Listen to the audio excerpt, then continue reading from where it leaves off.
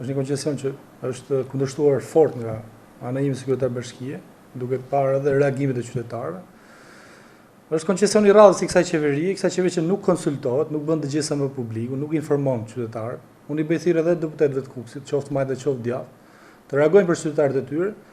pasi është një ndër pikat që ose reagojnë sot deputetët ose nuk kanë arsye pse vinë edhe bashkëbisedojnë me qytetarët për probleme të tjera. Është një taksë e shtuar për kuksianët, Kuksi tashmë fshihet nga lista e Shqipërisë,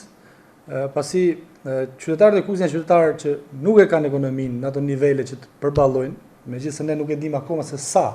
do të paguhet. Prandaj bëj thirrje qeverisë, kryeministit zoti Rama, Ministrisë së Transporteve, të jenë më të kujdesshëm dhe të informojnë qytetarët e Kuksit, bashkinë e Kuksit dhe gjithë këtë zonë se çfarë do të bëhet, përndryshe qoftë shoqëria civile, qoftë ne si bashki do kemi një reagim